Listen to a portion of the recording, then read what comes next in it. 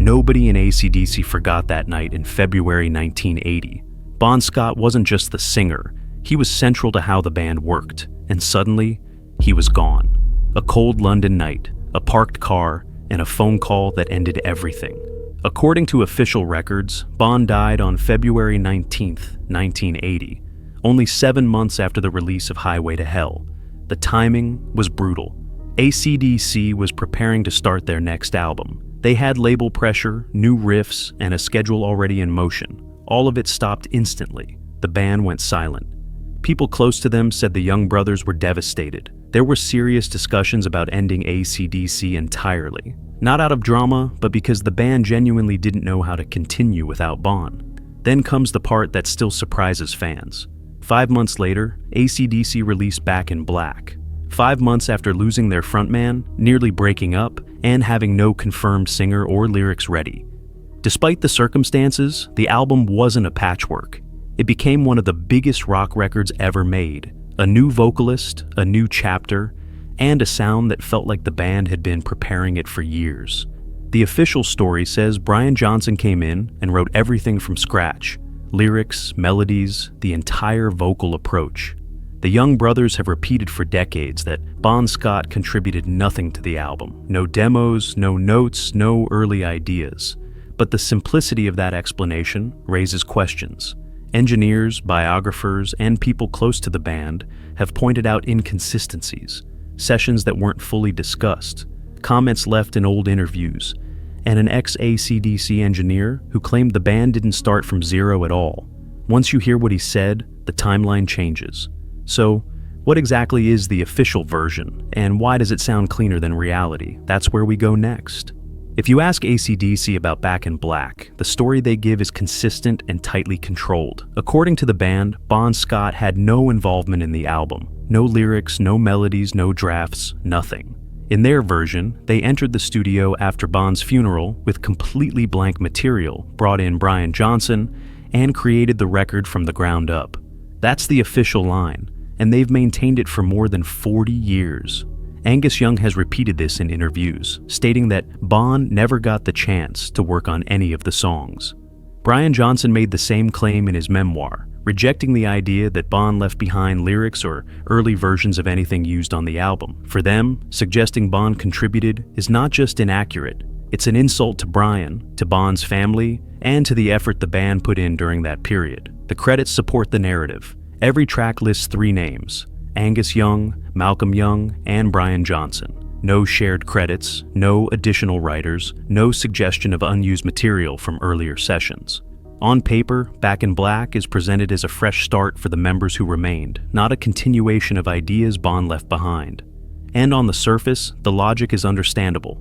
AC/DC was grieving. They didn't want speculation about unfinished lyrics or accusations of exploiting Bon's death. They wanted Brian's arrival to stand on its own. They needed a clear, unified story.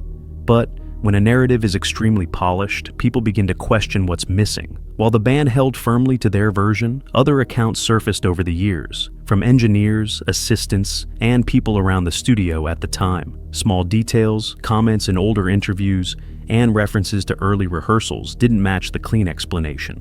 Some of these accounts suggested the band had already begun working on material before Brian was hired, and that Bon was present during that period, which leads to the central question: what was Bon actually doing in the days and weeks before he died? Because when you examine that timeline closely, the official version becomes harder to accept at face value. Before Bon Scott died, his life wasn't the uncontrolled spiral people tend to imagine. He partied and he drank, but he was also focused and working. Friends who spent time with him in those final weeks said he was writing constantly. He carried notebooks, loose pages, and short lyric ideas in his pockets. Some of these notes were seen by people close to him, and a few were even photocopied. Several described them the same way: early AC/DC style ideas. There were also small comments from people around the band at the time. An engineer remembered hearing Bon humming melodies during a rehearsal shortly before his death. A studio assistant recalled unfinished lyric fragments on a desk that were clearly in Bon's handwriting. None of them claimed he finished songs, but they all agreed on one point: Bon was contributing ideas. The band has always rejected this, saying anything Bon wrote was personal and unrelated to Back in Black. That may be true, but the timeline raises questions the official story doesn't fully address. AC/DC wasn't inactive before Bon died. They were already preparing for the next album. They had meetings, early riffs, and rough concepts Malcolm and Angus were developing. And Bon, their frontman and lyricist, was present for those early steps, spending time with the young brothers almost every day. So, the question becomes, if Bon Scott was there during the early creative period, if he wrote constantly, if the band had already started building the next record, is it realistic to assume that none of Bon's ideas, lyrics, melody lines, phrasing, or even loose suggestions, influenced Back in Black in any way? This is where the story begins to divide. The official version on one side, and the version shared quietly by people who were actually there. Every long-held story has a point where details slip through the cracks. In the case of Bon Scott and Back in Black, that moment came from someone who wasn't a rock star or a manager, someone with no reason to protect AC/DC's public narrative. He was an engineer, a studio professional surrounded by cables, tape machines, and long recording sessions. The kind of person who hears music before anyone else does. When AC/DC fans mention the engineer, they mean the man who worked on the early stages that led to Back in Black. Unlike the band, careful and consistent in interviews, he spoke openly about what he saw inside the studio. And what he described wasn't dramatic, but it was significant. He said that by the time Brian Johnson arrived, the band already had material recorded, not finished songs, but foundations, riffs, drum patterns, and rough musical ideas. And when you ask the obvious question, who helped shape those foundations? The timeline points in one direction. Before Brian joined, the only person who could have influenced those early ideas was Bon Scott. The engineer also mentioned rehearsal tapes, rough recordings the band used to outline structures before the formal sessions began. These weren't polished tracks. They were early working tapes, the kind bands create only when the writing process is already underway. He recalled hearing material the moment he entered the room, suggesting the album wasn't starting from scratch, but from work already in progress. This is the point where rumors grew. Because if rehearsal tapes existed before Brian arrived, and Bon was present during the earliest sketches, the real question becomes, what ended up on those tapes? A rhythm, a phrasing idea, a lyric note, a guide melody, a shouted line that survived the early drafts? The debate was never, did Bon Scott secretly record Back in Black?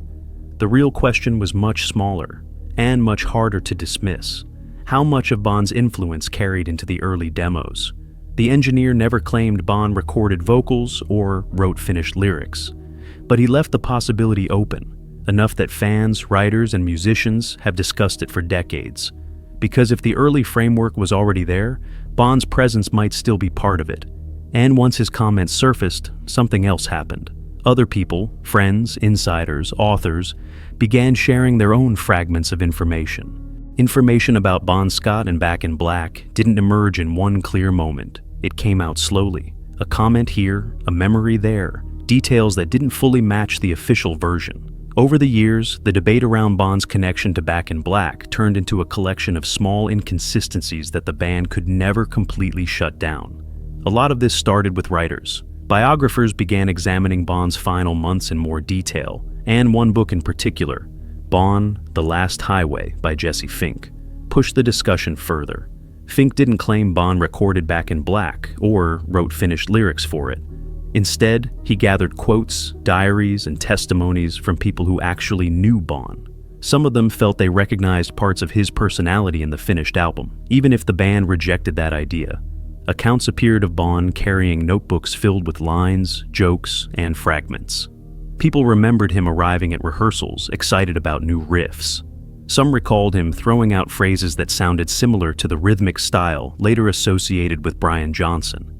None of this was hard proof, just impressions and patterns. Then came the contradictions, which kept the debate alive. In one older interview, Angus Young casually mentioned that Bon had helped shape a little of the stuff before his death. Years later, Angus firmly stated that Bon hadn't contributed anything. Brian Johnson took the same position. Over time, the language became stricter and the story more absolute. Fans, however, remembered the earlier remarks. They noticed how the tone changed. They went back to those softer comments and treated them as clues. People outside the band, friends, crew members, other musicians, added their own views. Some said certain lines on Back in Black felt like Bond's style. They weren't accusing anyone of stealing credit. They were speaking from familiarity with how Bond talked, joked, and improvised over the years.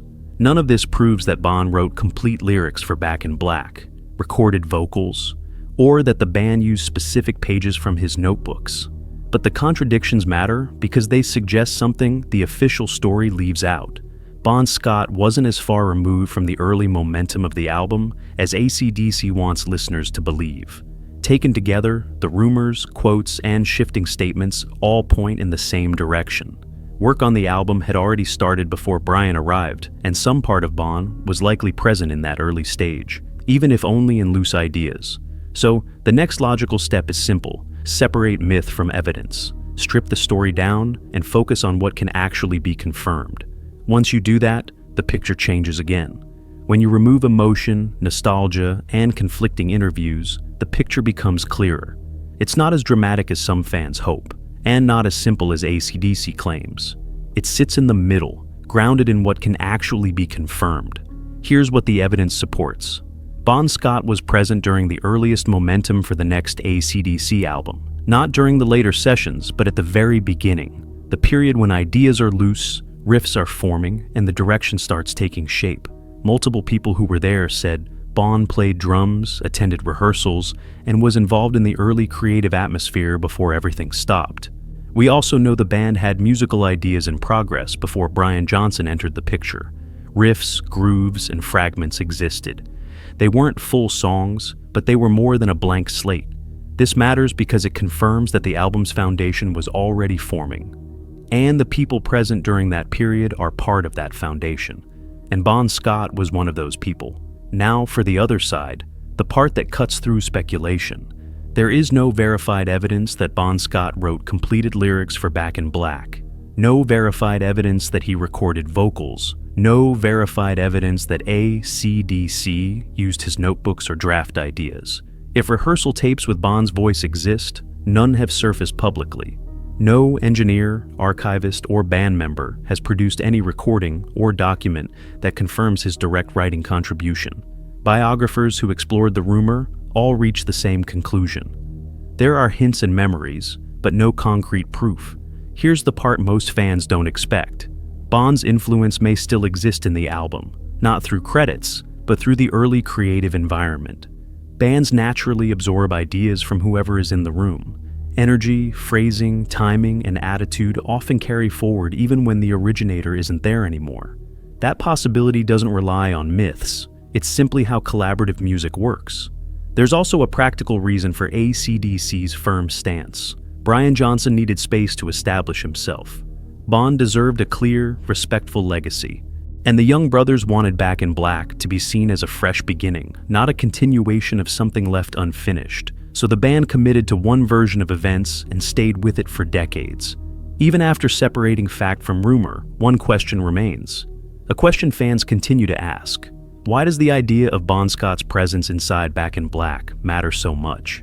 The answer isn't about tapes or credits. It's about how people handle loss, legacy, and the emotional weight left behind when a defining figure disappears. If this were only about tapes, credits, and technical details, the debate would have ended decades ago. But it didn't. It kept returning, generation after generation, because the question isn't just, did Bon Scott leave something on Back in Black? It's about legacy, not evidence. Bon Scott wasn't just a singer, he was a force in the room. People connected to his personality as much as his voice. When he died, millions felt the loss in a personal way. And Back in Black arrived only months later, massive, powerful, and unmistakably shaped by the moment that came before it. For many listeners, it felt impossible to separate the album from the man who never got to hear it. The black cover, the bell, the tone of the record. Fans interpreted all of it through grief. Even if the band insisted Bon wasn't part of the writing, the emotional connection remained. People don't experience AC/DC through timelines and credits. They bring memory, nostalgia, and loss into every song. There was also an unspoken tension around Back in Black's success.